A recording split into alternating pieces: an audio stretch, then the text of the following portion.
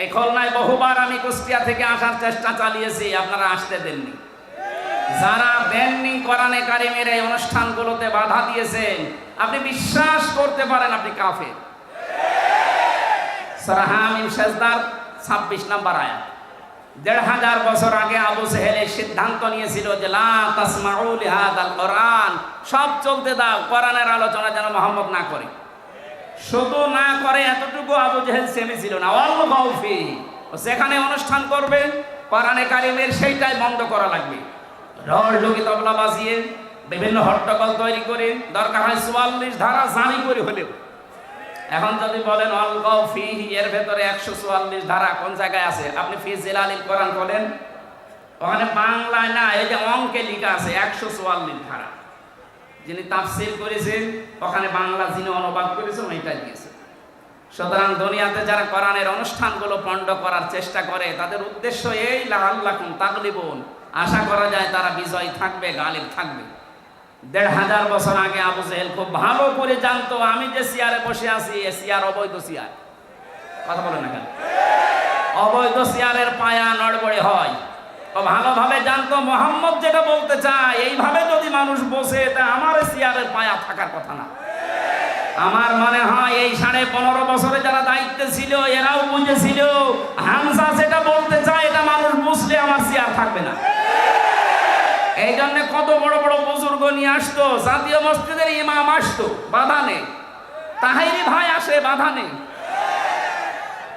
একজন মারা গেছে তোফাজ্জল হোসেন ভৈরবী ভাই, উনি আসতো, বাধা নেই। আমির হামজা যেন না আসে। কেন? ওরা এসে আপনার বাবার কথা বলবে। বলেন, এই যে বাংলাদেশের নাম করা একটা শিল্পপতি যারা আকিস গ্রুপ, নাম শোনেননি? আমি ওনাদের খতিব ঢাকাতে। ওনারা বাবার নামে একটা অনুষ্ঠান করতে বেজে ডাঙ্গায় ৩ বার মাহফিল দিয়েছিল, একবার শুধু উঠতে দিয়েছে, ২ বার আমারে ফেরত দিয়েছে। সম্মানিত ভাইরা, যারা এই বসার চিন্তায় আছেন তাহলে আপনি কেন নিজেকে কাফের পরিচয় দিতে লজ্জাবোধ করেন? কোন কারণে? আপনি তো কাফেরই। আল্লাহ বলছেন কোরআন যারা বাধা দেয় এরা কাফের। এরা কি? ২ নম্বরে কোরআন শুনতে আসে, বিশ্বাসও করে, কিন্তু যখন দেখে না এই কাজ কারবার তো আমার সাথে মেলে না, তখন আস্তে করে পেছন দিক থেকে কেটে পড়ে। আল্লাহ বলেন এগুলো মুনাফিক। সূরা নিসা ৫ নম্বর পারা ৭ নম্বর পৃষ্ঠার ১ম নম্বর লাইনের ৬১ নম্বর আয়াতে আছে এই তথ্যগুলো। যারা কোরআন শুনতে আসে, বিশ্বাসও করে, কিন্তু কিছুক্ষণ পরে যখন তার প্র্যাকটিক্যাল লাইফে মেলে না তখন চলে যায়, এগুলো মুনাফিক। দেখেন কোনটা ওঠে না। প্রসাব পায়খানা আর বিড়ি খাওয়ার জন্য গেলে যাবে, কারণ এ জেলাতে বিড়ি তৈরি হয়। এটা বাদ দিয়ে ভালো লাগছে না এই বলে যদি কেউ চলে যায়, ও কি? বলেন বলেন। আমার মনে হয় অন্তত এই ৩টা কারণ ছাড়া আর কেউ যাবে না। ৩ নম্বরে কোরআন শুনতে আসে যারা, তারা মুমিন। তারা কি? সূরা আনফালের ২ নম্বর আয়াতে আল্লাহ তাদের পক্ষে এমন একটা সুন্দর কথা জানিয়েছেন, আপনি একটু মিলাবেন। আজকে জন্মের পর থেকে আপনি শুনেছেন না, ওভাবে আধুনিকভাবে শোনেন। ইন্নামাল মুমিনুনা আল্লাযীনা ইযা যুকিরাল্লাহু ওয়াজিলাত কুলুবুহুম ওয়া ইযা তুলিয়াত আলাইহিম আয়াতুহু যাদাতুহুম ঈমানা ওয়া আলা রাব্বিহিম ইয়াতাওয়াক্কালুন। বলেন আল্লাহু আকবার। আল্লাহ পাক বলেন আমার দৃষ্টিতে, কার দৃষ্টি? আরো জোরে বলেন। আপনি নিজের সাথে এবার মিলাবেন। খুলনা বিভাগের মানুষেরা আমরা নিজেদেরকে সবচাইতে বেশি ভালোবাসি অন্যান্য বিভাগের চাইতে, কারণ এই বিভাগে আমার জন্ম। আমি খুলনার নিজেদেরকে বাইরের যখন জেলাতে যাই, বাইরের দেশগুলোতে, বাড়ি কোথায় হয়তো কুষ্টিয়া, চুয়াডাঙ্গা, মেহেরপুর বলে চেনে না, এই জন্য খুলনা বলা লাগে। আমি আপনাদের সন্তান হিসাবে ভালোবাসা আপনাদের উপরে বেশি আছে, এই দাবি নিয়ে বলছি। আমি চাই না আপনি জাহান্নামী হয়ে যান। আপনি মিলান তো। আল্লাহর দৃষ্টিতে মুমিন তারা যাদের সামনে আল্লাহর নামগুলো উচ্চারণ হলে তাদের কলিজা কেঁপে ওঠে। ভয়ঙ্কর কাজ করেছে আপনার এই জেলা আর এখানে বাড়ি। আমি নাম শুনেছিলাম রিমান্ডে থাকাকালীন, ইমরান হোসেন ইমন নাকি যেন নাম, শেখ ইমরান হোসেন ইমন। এই মানুষটা যাদেরকে নিয়ে আসতো অফিসার হিসাবে, তারা আল্লাহর পর্যন্ত ভুল ধরতো। এই যে আকিজ সাহেবের বড় ছেলে যেটা ডাক্তার শেখ মহিউদ্দিন সাহেব, উনি 4 বিয়ে করেছেন, হারাম কাজ করেছেন। বলেন, কোরআনে কারিমে তো আল্লাহ 2 2 3 3 4 4 নাম দিয়েছে, যে 4টা পর্যন্ত বিবাহ করতে পারো। তো ওনার সামর্থ্য আছে শারীরিক এবং অর্থনৈতিক, উনি যদি ইনসাফ কায়েম করতে পারে তো ভালো কাজ করেছে। কথা বলে না কেন? আরো উদ্বুদ্ধ করবে কিনা, আরো ধন্যবাদ জানাবে। ওনার উদাহরণ টেনে বলতো, আপনি যেখানে চাকরি করেন ওই মালিক 4 বিয়ে করেছে, উনি হারাম কাজ করেছে। আচ্ছা, আল্লাহ কিভাবে একটা পুরুষকে 4টা বিয়ের অনুমতি দেয়, একজন মহিলাকে কেন দেয় না? আল্লাহ ভুল ধরে।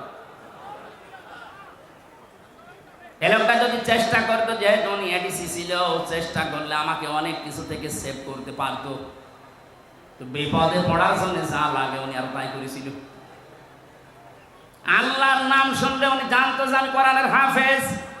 আমি সব সময় ওই মাটির নিচে যে ঘরে আমাকে রেখে দিয়েছিল, সব সময় আমি ওই রিমান্ডে থাকাকালীন কোরআনই নিয়ে পড়তাম, কারণ অন্য কিছু তো নেই। উনি দেখতো যে লোকটা সারাদিন সারা রাত বসে বসে আল্লাহর কোরআন পড়ছে। আল্লাহর কথাগুলো শুনলে ওর ভেতরে ঈমান থাকলে ভেতরে কাঁপ ধরবে। অজিলাত কুলুবুহুম, কাঁপ ধরা দূরের কথা, এই মানুষগুলোর বিদ্যা আরো বেড়ে যেত। মনে হচ্ছে কিয়ামত পর্যন্ত ক্ষমতা থাকবে। কিছু কিছু মানুষের নাম আমি বলতাম থোড়াই কি আর বলছে ওরা না, সরাসরি যদি প্রধানমন্ত্রীও বলে তাও তারে মানি না, এরকম কথা বলতো। আল্লাহ এই জন্য এমন অপমান করেছে, বাবা এখন ছেলে, ও এখন পালিয়ে বেড়াচ্ছে। অপমান এখনো হয়নি, আরো অপমান করবে। আপনি আল্লাহর বিরুদ্ধে অবস্থান নিয়েছি। আল্লাহর কথা বললে যাদের অন্তরে কাঁপ ধরে না, আল্লাহর কোরআন শুনলে যাদের ঈমান বৃদ্ধি হয় না, বুঝতে হবে তাদের আল্লাহর দৃষ্টিতে মুমিন হওয়া এখনো সম্ভব হয়নি। আপনি আল্লাহর দৃষ্টিতে মুমিন হবেন ওই সময় যখন দেখবেন আল্লাহর কোরআন পড়লে আপনার ঈমান আরো বেড়ে যাচ্ছে। প্রশ্ন আসতে পারে, আমার ঈমান যে বেড়ে যাচ্ছে আমি বুঝবো কি করে? হ্যাঁ, কায়দা আছে। সূরা মাইদা 7 নাম্বার পারার 1ম নাম্বার পৃষ্ঠার 1ম নাম্বার লাইনের 73 নাম্বার আয়াতে আছে, ওয়াইদা সামিউ মা উনজিলা ইলার রাসূলি তারা আ'য়ুনাহুম তাফিদু মিনাদ দামি মিম্মা আরাফু মিনাল হক। হে নবী, আপনি যখন কোরআন তাদেরকে শোনাবেন, ওরা যখন কোরআনের এই মর্মমান এগুলো উপলব্ধি করতে পারে, বুঝতে পারবে, আপনি দেখবেন মনের অজান্তে তাদের চোখ দিয়ে পানি পড়ছে। এখানে যারা বসে আছে লক্ষাধিক মানুষ, আমরা সবার চোখে পানি আসবে না। আজকের আলোচনা শোনার পরে দেখবেন কিছু মানুষের চোখ দিয়ে মনের অজান্তে পানি পড়ছে। ওয়ালা রাব্বিহিম ইয়াতাওয়াক্কালুন, বাড়ি যাওয়ার আগে তারা সিদ্ধান্ত নিয়ে যাবে, আজকে থেকে আল্লাহ ছাড়া কারো উপরে ভরসা করব না। এই 3টি বৈশিষ্ট্য যাদের ভেতরে আছে, আল্লাহর নাম শুনলে কলিজায় কাঁপ ধরবে, আল্লাহর কোরআন শুনলে ঈমান বেড়ে তাদের চোখ দিয়ে পানি আসবে, আল্লাহ ছাড়া কাউকে ভরসার স্থল বানাবে না। আল্লাহর দৃষ্টিতে এরা প্রকৃত মুমিন। এরা কি? আল্লাহ এই মানের শ্রোতা হওয়ার তৌফিক দেন, বলেন আমিন। সুতরাং আমরা নির্বাচিত হয়ে যারা এখানে বসে আছি, আমরা খুশি না বেজার? বলেন বলেন, জবান খুলে বলেন আলহামদুলিল্লাহ। দরুদ আর সালাম পড়ছি আমাদের নবী মুহাম্মদুর রাসূলুল্লাহ সাল্লাল্লাহু আলাইহি ওয়াসাল্লামের প্রতি।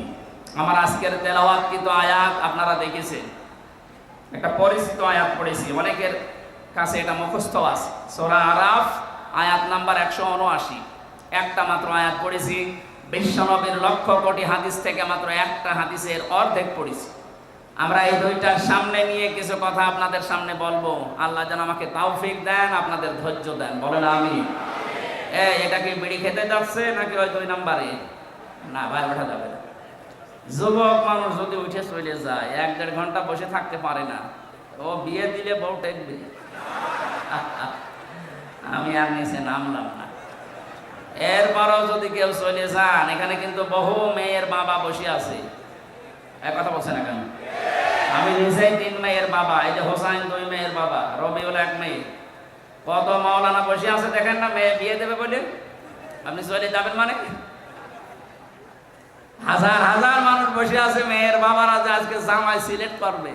এখানে যে 1.5 ঘন্টায় আপনি কি চলে যান, বলবেন না এর কাছে দিলে আমার মেয়ের জীবন দুনিয়া শেষ। শেষে দেখবেন আপনার আর জীবনে বিয়েই হবে না, কারণ এটা রেকর্ড হচ্ছে। সারা দুনিয়া ছড়িয়ে যাবে যে ওই যে উঠে চলে যাচ্ছে, ওইটার মনে হয় সমস্যা আছে। আশা করছি আপনি 1 ঘন্টা মতো থাকবেন, না চলে যাবেন? থাকবেন তো? সূরা আরাফে 206টা আয়াত আছে, 14টা রুকু আছে, মাত্র 1টা আয়াত পড়েছি আমরা।